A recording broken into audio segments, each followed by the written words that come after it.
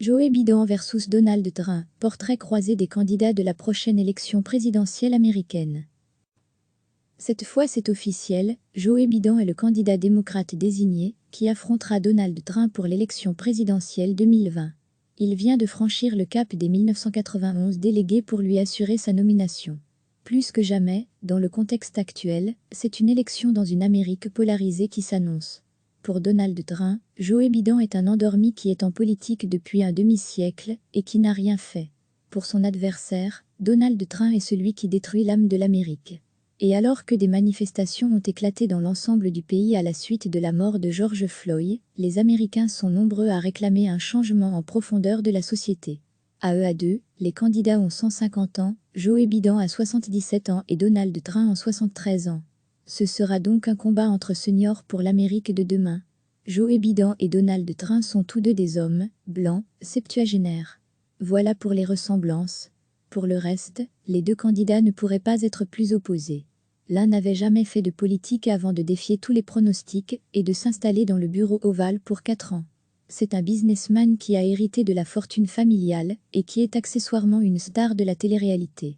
Son adversaire, c'est la 3e fois qu'il tente sa chance à l'investiture démocrate.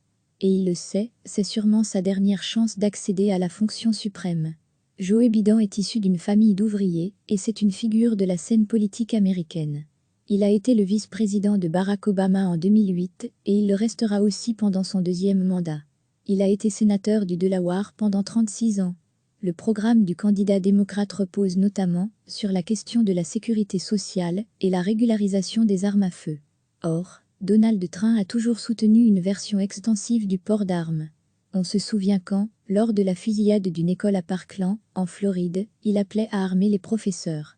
Et surtout, le président actuel des États-Unis s'est efforcé, dès son arrivée au pouvoir, à détricoter l'Obamacare, système de sécurité sociale mis en place pendant le mandat de Barack Obama. Il s'agit vraiment de deux types de leadership, analyse Caprica Faro, ancienne parlementaire démocrate et experte de l'American University. Après on sait aussi que lors d'une campagne présidentielle, l'argent est très certainement le nerf de la guerre, et d'autant plus aux États-Unis. Pour l'heure, le budget dont dispose Donald Trump est bien plus supérieur à celui de son opposant. Mais il faut aussi rappeler que Joe Biden a déjà dû débourser une certaine somme pour la campagne des primaires démocrates. Une enveloppe que n'a pas eu à débourser l'actuel locataire de la Maison-Blanche, puisqu'il est candidat à sa propre réélection. Si du côté des républicains Donald Trump bénéficie encore du soutien de son parti, on ne peut pas dire que Joe Biden fasse l'unanimité dans son camp. Il avait soutenu l'intervention en Irak en 2003, il était proche des sénateurs pro-ségrégationnistes dans les 1970, selon l'AF, et il est jugé beaucoup trop modéré par une frange de son parti qui en appelle à des politiques plus axées à gauche, notamment les partisans de Bernie Sanders. Mais le contexte actuel pourrait redonner des couleurs à Joe Biden. La crise du coronavirus a plongé la première puissance mondiale dans le chaos, révélé les inégalités d'accès aux soins de santé, notamment dans les populations noires, et fait que des millions de personnes se sont retrouvées au chômage du jour au lendemain. Dans la gestion de la crise, et surtout dans le retard et l'obstination de Donald Trump à n'y voir qu'une grippette, le président est pas mal critiqué. Lire aussi, élection présidentielle américaine. Le coronavirus plonge le duel entre Trump et Biden dans l'incertitude et désormais, c'est tout un pays qui manifeste contre les discriminations raciales depuis le décès de George Floyd, un Afro-Américain de 36 ans. La question du racisme et de la justice était déjà bien avant vouée à être au cœur de la campagne, affirme Hakan Jefferson, politologue à l'université de Stanford. Et ce car Donald Trump est arrivé au pouvoir en soufflant sur les peurs raciales. Là-dessus était venue s'ajouter la crise du Covid-19, qui a tué de façon disproportionnée les Afro-Américains.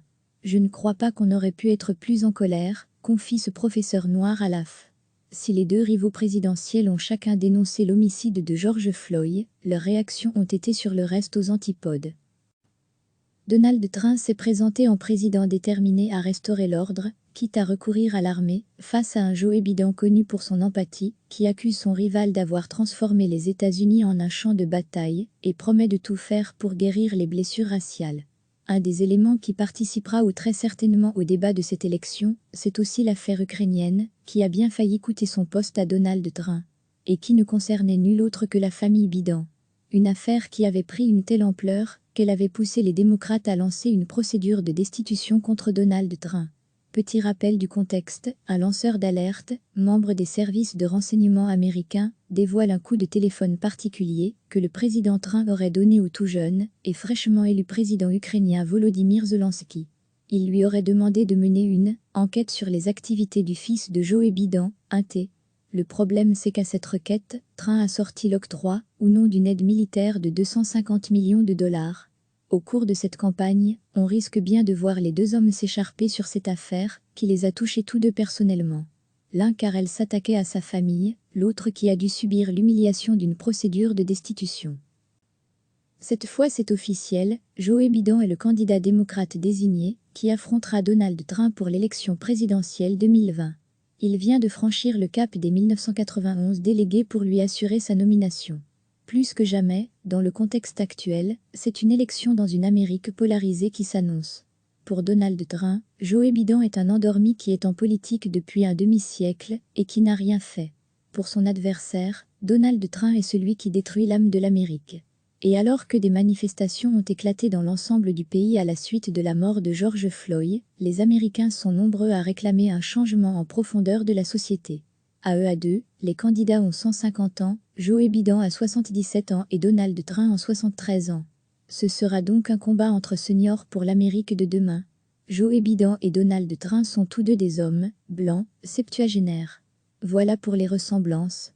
Pour le reste, les deux candidats ne pourraient pas être plus opposés.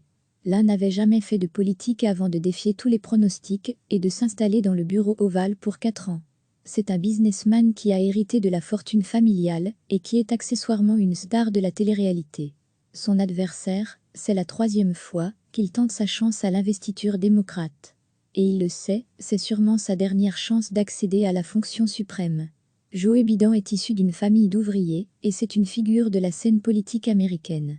Il a été le vice-président de Barack Obama en 2008 et il le restera aussi pendant son 2e mandat. Il a été sénateur du Delaware pendant 36 ans. Le programme du candidat démocrate repose notamment sur la question de la sécurité sociale et la régularisation des armes à feu. Or, Donald Trump a toujours soutenu une version extensive du port d'armes. On se souvient quand, lors de la fusillade d'une école à Parkland, en Floride, il appelait à armer les professeurs. Et surtout, le président actuel des États-Unis s'est efforcé, dès son arrivée au pouvoir, à détricoter l'Obamacare, système de sécurité sociale mis en place pendant le mandat de Barack Obama. Il s'agit vraiment de deux types de leadership, analyse Caprica Faro, ancienne parlementaire démocrate et experte de l'American University. Après on sait aussi que lors d'une campagne présidentielle, l'argent est très certainement le nerf de la guerre, et d'autant plus aux États-Unis. Pour l'heure, le budget dont dispose Donald Trump est bien plus supérieur à celui de son opposant. Mais il faut aussi rappeler que Joe Biden a déjà dû débourser une certaine somme pour la campagne des primaires démocrates. Une enveloppe que n'a pas eu à débourser l'actuel locataire de la Maison-Blanche, puisqu'il est candidat à sa propre réélection. Si du côté des républicains Donald Trump bénéficie encore du soutien de son parti, on ne peut pas dire que Joe Biden fasse l'unanimité dans son camp. Il avait soutenu l'intervention en Irak en 2003, il était proche des sénateurs pro-ségrégationnistes dans les 1970, selon l'AF, et il est jugé beaucoup trop modéré par une frange de son parti qui en appelle à des politiques plus axées à gauche, notamment les partisans de Bernie Sanders. Mais le contexte actuel pourrait redonner des couleurs à Joe Biden. La crise du coronavirus a plongé la première puissance mondiale dans le chaos, révélé les inégalités d'accès aux soins de santé, notamment dans les populations noires, et fait que des millions de personnes se sont retrouvées au chômage du jour au lendemain. Dans la gestion de la crise, et surtout dans le retard et l'obstination de Donald Trump à n'y voir qu'une grippette, le président est pas mal critiqué. Lire aussi, élection présidentielle américaine. Le coronavirus plonge le duel entre Trump et Biden dans l'incertitude et désormais, c'est tout un pays qui manifeste contre les discriminations raciales depuis le décès de George Floyd, un Afro-Américain de 36 ans. La question du racisme et de la justice était déjà bien avant vouée à être au cœur de la campagne, affirme Hakan Jefferson, politologue à l'université de Stanford. Et ce car Donald Trump est arrivé au pouvoir en soufflant sur les peurs raciales. Là-dessus était venue s'ajouter la crise du Covid-19, qui a tué de façon disproportionnée les Afro-Américains. Je ne crois pas qu'on aurait pu être plus en colère, confie ce professeur noir à l'AF. Si les deux rivaux présidentiels ont chacun dénoncé l'homicide de George Floyd, leurs réactions ont été sur le reste aux antipodes. Donald Trump s'est présenté en président déterminé à restaurer l'ordre, quitte à recourir à l'armée, face à un Joe Biden connu pour son empathie, qui accuse son rival d'avoir transformé les États-Unis en un champ de bataille, et promet de tout faire pour guérir les blessures raciales. Un des éléments qui participera ou très certainement au débat de cette élection, c'est aussi l'affaire ukrainienne, qui a bien failli coûter son poste à Donald Trump, et qui ne concernait nul autre que la famille Biden. Une affaire qui avait pris une telle ampleur qu'elle avait poussé les démocrates à lancer une procédure de destitution contre Donald Trump.